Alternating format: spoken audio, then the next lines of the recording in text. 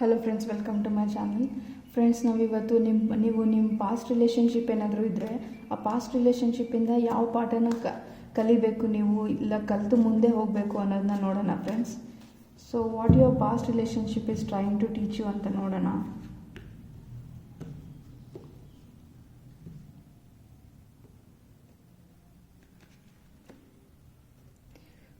So friends, ನಿಮ್ಮ past ರಿಲೇಷನ್ಶಿಪ್ಪಲ್ಲಿ ನೀವು ಮೇ ಬಿ ತುಂಬಾ ಎಮೋಷ್ನಲ್ ಕನೆಕ್ಟ್ ಆಗಿದ್ರಿ ಪರ್ಸನ್ ಜೊತೆ ಅಂತ ಅನಿಸುತ್ತೆ ಫ್ರೆಂಡ್ಸ್.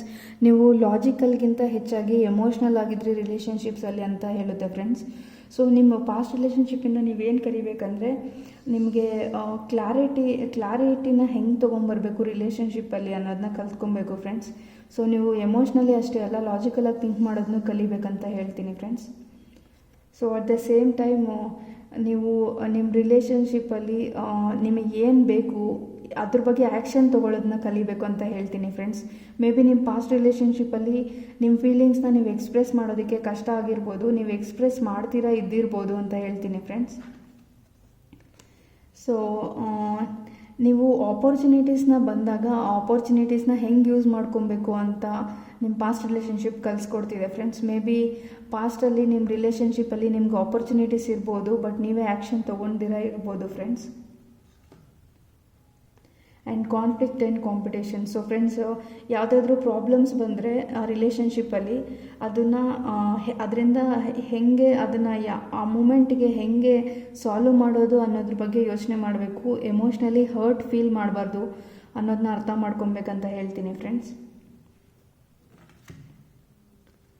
ಸೊ ಮೇ ಬಿ ನಿಮ್ಮ ಪಾಸ್ಟ್ ರಿಲೇಷನ್ಶಿಪ್ಪಲ್ಲಿ ನೀವು ಕಾನ್ಫ್ಲಿಕ್ಟ್ಸ್ನ ಹೇಗೆ ಹ್ಯಾಂಡಲ್ ಮಾಡಬೇಕು ಅಂತ ಗೊತ್ತಿಲ್ದಿರ ಇರ್ಬೋದು ಫ್ರೆಂಡ್ಸ್. ಸೊ ಅದರಿಂದ ನೀವು ಆರ್ಗ್ಯುಮೆಂಟ್ ಮಾಡಿ ನಿಮ್ಮ ಪಾರ್ಟ್ನರ್ ಜೊತೆ ತುಂಬಾ ಆರ್ಗ್ಯುಮೆಂಟ್ಸ್ ಆಗಿರ್ಬೋದು ಪಾಸ್ಟಲ್ಲಿ. ಸೊ ಸ್ವಲ್ಪ ಪೇಷನ್ಸ್ನ ಇಟ್ಕೊಳ್ಳಿ, ಪೇಷನ್ಸ್ನ ಕಲ್ತ್ಕೊಳ್ಳಿ ಅಂತ ಹೇಳ್ತೀನಿ ಫ್ರೆಂಡ್ಸ್ ರಿಲೇಷನ್ಶಿಪ್ಸಲ್ಲಿ. ಸೊ ಮೇ ಬಿ ನಿಮಗೆ ಪೇಷನ್ಸ್ ಕಡಿಮೆ ಇರ್ಬೋದು ಆ ಟೈಮಲ್ಲಿ ಅಂತ ಹೇಳ್ತೀನಿ ಫ್ರೆಂಡ್ಸ್. ಸೊ ನೀವು ಪೇಷನ್ಸ್ನ ಕಲಿಬೇಕು ಅಂತ ಹೇಳ್ತಿದ್ದೆ ಫ್ರೆಂಡ್ಸ್ ನಿಮ್ಮ past relationship. So at the same time ನಿಮಗೆ ಫ್ಯೂಚರ್ ಪ್ಲ್ಯಾನ್ ಇಟ್ಕೊಬೇಕು ಅಂತ ಹೇಳ್ತಿದೆ ಫ್ರೆಂಡ್ಸ್.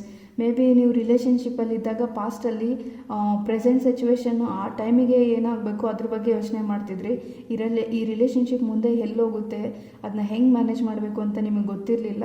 ಫ್ಯೂಚರಲ್ಲಿ ಈ ರಿಲೇಷನ್ಶಿಪ್ಪು ಹೆಂಗಿರಬೇಕು ಅಂತ ನಿಮಗೆ ಥಾಟು ಐಡಿಯಾ ಇದ್ದಿಲ್ಲದೆ ಇರ್ಬೋದು ಫ್ರೆಂಡ್ಸ್. ಸೊ ಫ್ಯೂಚರಲ್ಲಿ ನೀವು ಇದನ್ನು ಬದಲಾಯಿಸ್ಕೊಬೇಕು ಅಂತ ಹೇಳ್ತಿದೆ ಫ್ರೆಂಡ್ಸ್.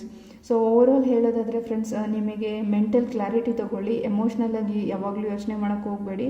ಎಮೋಷನ್ಸು ಮತ್ತು ಲಾಜಿಕ್ ಎರಡರ ಬಗ್ಗೆನೂ ಯೋಚನೆ ಮಾಡಿ ಡಿಸಿಷನ್ಸ್ನ ಮಾಡಿ ಅಂತ ಹೇಳ್ತೀನಿ. ಸೊ ನಿಮಗೆ ಏನು ಅನಿಸುತ್ತೆ ಅದನ್ನು ಓಪನ್ ಕಮ್ಯುನಿಕೇಟ್ ಮಾಡಿ ನಿಮ್ಮ ಪಾರ್ಟ್ನರ್ ಜೊತೆ ಅಂತ ಹೇಳ್ತೀನಿ. ಸೊ ಪಾಸ್ಟಲ್ಲಿ ನೀವು ನಿಮ್ಗೆ ಅನಿಸಿರೋ ಫೀಲಿಂಗ್ಸ್ನ ಎಮೋಷನ್ಸ್ನ ಎಕ್ಸ್ಪ್ರೆಸ್ ಮಾಡ್ದಿರ ಇರ್ಬೋದು. And at the same time ನಿಮಗೆ ನಿಮ್ಮ ರಿಲೇಷನ್ಶಿಪ್ಪು ಎಲ್ಲಿಗೆ ಹೋಗ್ತಿದೆ, ಈ ಪರ್ಸನ್ ಜೊತೆ ನಾನು ಎಷ್ಟು ಅಟ್ಯಾಚ್ಮೆಂಟ್ ಬೆಳೆಸ್ಕೊತಿದ್ದೀನಿ, ಇದು ಸರಿನಾ ತಪ್ಪಾ ಅಂತ ಯೋಚನೆ ಮಾಡಬೇಕು ಫ್ರೆಂಡ್ಸ್.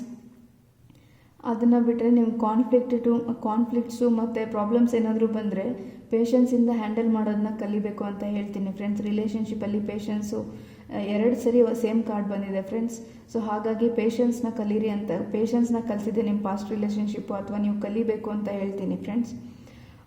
ಅದನ್ನ ಬಿಟ್ಟರೆ ನೀವು ಪ್ರೋಗ್ರೆಸಿವ್ ಆಗಿ ಯೋಚನೆ ಮಾಡಬೇಕು ನಿಮ್ಮ ರಿಲೇಷನ್ಶಿಪ್ಪಲ್ಲಿ. ಇದಾದಮೇಲೆ ನೆಕ್ಸ್ಟ್ ಸ್ಟೆಪ್ ಏನು, ಇವರು ನನಗೆ ಸರಿಯಾದವರ, ಇವರು ನನ್ನ ಲೈಫಲ್ಲಿ ಇಂಪಾರ್ಟೆಂಟಾ ಇಲ್ವಾ, ಎಷ್ಟು ಇಂಪಾರ್ಟೆಂಟು, ಈ ರಿಲೇಷನ್ಶಿಪ್ ಎಲ್ಲಿಗೆ ಹೋಗುತ್ತೆ, ಇದ್ರ ಬಗ್ಗೆ ನೀವು ಪಾಠ ಕಲ್ತಿದ್ದೀರಾ ನಿಮ್ಮ ಪಾಸ್ಟ್ ರಿಲೇಷನ್ಶಿಪ್ಸಲ್ಲಿ ಅಂತ ಹೇಳ್ತೀನಿ ಫ್ರೆಂಡ್ಸ್.